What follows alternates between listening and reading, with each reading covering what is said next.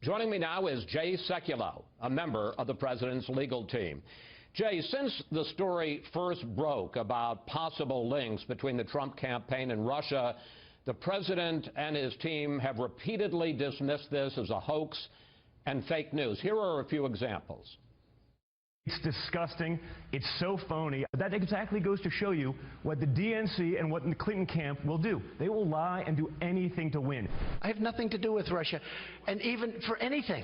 What do I have to do with Russia? Was there any contact in any way between Trump or his associates and the Kremlin or cutouts they had? Of course not.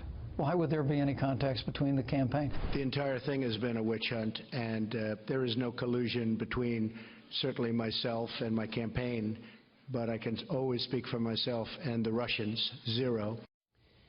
Jay, do you now acknowledge that all of those denials are at the very least suspect?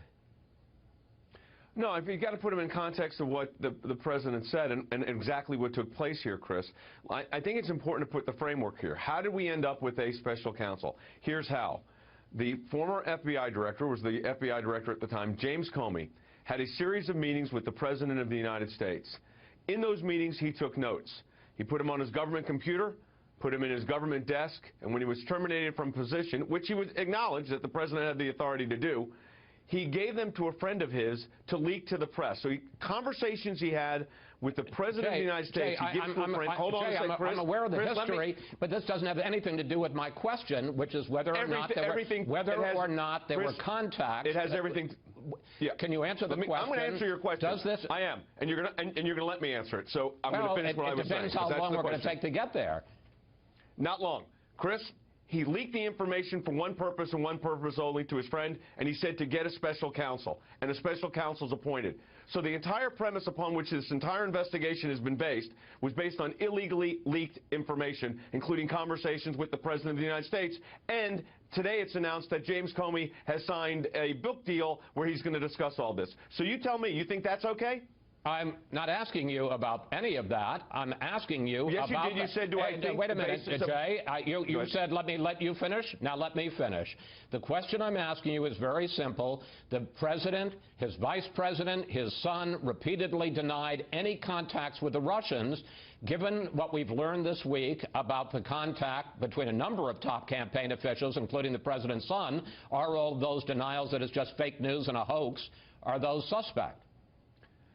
I just answered the question on why the president's statements have been clear on what this was involving in his view, and I gave you just now the analysis on how, in fact, this investigation started. Which is not a question I asked, but let's go, if we can, to Chris, let's not go through that again. It was the question you had. No, it wasn't. The question I asked you, Jay, is whether or not the denials are suspect.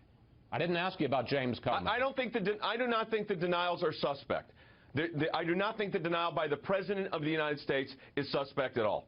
Here is the email exchange in June of 2016 between Don Jr., setting up the meeting between Don Jr. and the Russians. Rob Goldstone writes, the Crown Prosecutor of Russia met with his father, Aras, this morning, and in their meeting offered to provide the Trump campaign with some official documents and information that would incriminate Hillary and her dealings with Russia and would be very useful to your father. This is obviously very high-level and sensitive information, but is part of Russia and its government support for Mr. Trump. Don Jr. responds, if that's what you say, if it's what you say, I love it, especially later in the summer. Doesn't that contradict the denial of any contact between the Trump campaign and the Russians? No, I mean, what it states was that there was going to be a meeting, and you said the Russians. This was a lawyer who was Russian. This was a lawyer who ended up was Russian. And what took place at that meeting, and it's been well reported, and you've reported this as well, the discussions involved the Magnitsky Act and Russian adoptions. It was quickly ended. It was in the middle of a campaign.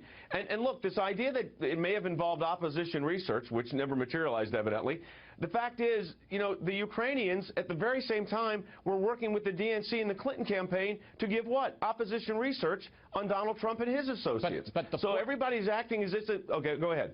Well, what I was going to say is, doesn't it indicate, you say, well, it was a meeting about adoption. We'll get to that in a moment. But the fact of the matter is, the reason that Don Jr. went into that room and Jared Kushner went into that room and Paul Manafort went into that room was not to talk about adoption. It's because they had been promised, they'd been promised by Rob Goldstone that there would be information as part of the Russian government's effort to tip the election to President Trump. Yeah, and of course, nothing in that meeting that would have taken place, even if it was about the topic of an opposition research paper from a Russian lawyer, is illegal or a violation of the law. And by the way, I am not the only lawyer, and you know this, Chris. Most lawyers, many, I'd say a vast majority of the lawyers that you've interviewed and others have interviewed on your network and other networks have acknowledged that the meeting itself and those proposed discussions would not have been a violation of the law. But the point is, it does show intent, willingness, perhaps not actual collusion, because apparently, and in fact, none of us know what really went on in the meeting, but assuming that, at least on that point, everybody is telling the truth, doesn't it show intent and willingness on the part of Don Jr. and Jared and Paul Manafort to collude with the Russians? And let me just point out, Natalia Veselnitskaya was not just some Russian off the street. She had close ties to people in the Kremlin. Well, number one, if there was, the discussion was going to be about, if it was going to be about Russian opposition research that a Russian lawyer had, the fact is, those goes on, you know that goes on in campaigns all the time. Opposition research is a big part of campaigning. It doesn't go on with the Russians all the time, Jay. Well, no, but look, here's what happened. First of all, nothing happened. There ended up being no exchange of information. But in and of itself, that meeting, the relevancy of the differential that you're just put forward, the relevancy of whether it was a Russian lawyer or other individuals that Donald Trump Jr. knew, the fact is what took place during that meeting, even on the basis of these emails as Donald Trump Jr. laid them out, were not violations of a statute. And so when you talk about Russian collusion, colluding to do what? Colluding to violate what law? Well, let's talk about the legality of the meeting. The U.S. Code, and let's put it up, bars a foreign national from giving money or, quote, thing of value in connection with an election, and it bars anyone from soliciting such assistance. Wasn't the Trump campaign, in agreeing to that meeting, not talking about what happened, but what they thought when they went into that meeting, wasn't it soliciting something of value, which was the Kremlin, as they believed it, the Kremlin's effort to tip the election to Donald Trump?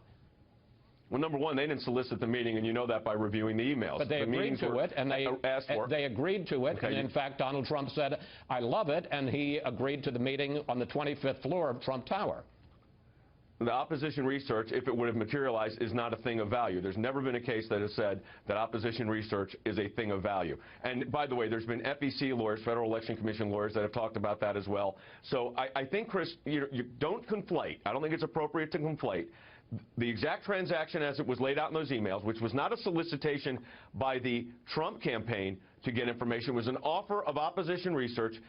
Compare that to what took place with the Ukrainians and the DNC, where they were working in collusion with each other. Or when the DNC was leaking to one of the other networks the questions that they were going to ask during the debates. So everyone's acting as if there's this massive collusion statute that only applies here. The fact is there is no collusion statute. Well, period. I mean, there are a couple of points here, and one of them is that you seem to be sliding over the fact that this wasn't CNN that was giving questions to Hillary Clinton. This was, according to the offer that was being made by Rob Goldstone, this was the Kremlin, a hostile power, offering information. Christopher Wray, the president's own FBI director nominee, saw it this way. Take a look.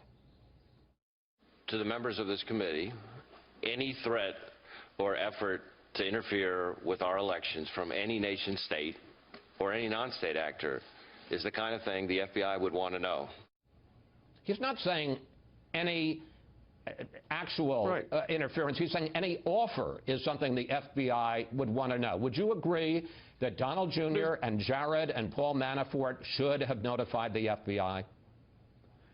Here, list what Chris Wray just said. It would be he would investigate any type of involvement of interference. The President of the United States has said precisely the same thing. He said that on multiple occasions. You could go back and check the record on this. The President said to James Comey, if satellites were doing something, remember that whole statement? But here, what do you have? what took place between what we know took place was not a violation of the law. There's not a violation of the law. The question is Russia's other engagement on a global scale as directed to the United States. That's being investigated. And the president has asked Vladimir Putin himself about that, talked to him about that on multiple occasions when they were just at the G20. So this idea that that what Chris Wray said is somehow inconsistent with what the president said, I think is a false narrative. It's not true. They're not inconsistent statements. Go ahead. You began this interview by going after James Comey for leaking information, for writing a book. Yeah. In our last interview last month, you were sharply critical of James Comey, and I want to play some of that for you. I can't discuss that and would not discuss that with you. Unlike James Comey, who leaks information to the press, I actually respect the attorney-client privilege. Apparently he did not. Jay, you said that a couple of times in that interview. Let me ask you, what attorney-client privilege exists between the president and the FBI director? Well, there's the presidential executive privilege and there's the deliberative privilege. So there's two privileges that actually apply there. You would agree there's no attorney-client privilege? Well, James Comey's an attorney. But in the case of his conversations, he's not acting as an attorney. He's acting as the FBI director, right. And he doesn't work as the personal. He doesn't work as the personal attorney for the president. No, of course not. Well, okay, right. so that. But he held it, Chris. I want to be clear. He has an executive privilege. No one denies that there was a privilege that existed between the President of the United States and James Comey willfully, without the consent of the White House or the President, released information that was covered by that privilege. But he doesn't. The point I'm trying to make, Jay, is illegal. That when you suggest that James Comey violated attorney-client privilege, that really misunderstands the role of the FBI director. He's not the President's private lawyer. Chris, I have the attorney-client privilege, and that's what the context was said. I have the attorney-client privilege. Unlike James Comey, I respect the attorney-client privilege, as James Comey should have respected the executive privilege and the deliberative privilege that he waived, which he had no authority to do, in order to get, evidently, a special counsel and a book deal. One final question. Well, he got the book deal because he got fired by the president. Do you think it's okay that in the book deal, according to the press reports, that he's going to go into details on his conversations with the president? You think that's good? You think that's okay? You know, I ask the questions, you answer them, Jay. Let me ask you one final question. You don't want to answer that one. Okay, go ahead. Go ahead. Let me ask you one final question, and I hope you can answer this. Who's paying you and all of the outside lawyers? So I'm retained by the main law firm that's involved in the representation of the president, and that is the Kasowitz firm. I'm retained of counsel. So our billing that I would do for this kind of case goes to his firm, and they pay us. Yes, but you're kind of ducking the question. Who's paying them? No, I don't. Well, obviously, Mark Kasowitz isn't paying you. I'm not involved in the next level. Who's paying them? That situation is between Mr. Kasowitz's firm and whoever's paying them, whatever entity's paying them. We're subpaid by we're just of counsel. So I can't give you. I'm not in privity of contract, as we say in the law, with the person that's paying, or the organization that's paying the bills to the Kasowitz firm. Do you know if President Trump is personally paying for his private legal defense? Because the reason I ask is there's talk that the campaign committee is paying. There's talk about an effort to have the RNC pay. So this is an issue. Yeah, but that's none of those would be illegal or outside the norm. I mean, that happens in these cases. I'm just trying I can't answer your question because I don't know. Yeah, well, I'm not in privity of contract, as we say, with the party that's responsible for the actual payment of the bill. I'm just of counsel to the Kasowitz firm for the purposes of this case. Well, Jay, I think it went better than last time, and we're going to still keep trying to get this. Look, I don't mind a good joust. A good joust is all right, even early in the morning. Jay, thank you. Thanks for your time this Sunday. Thanks, Chris.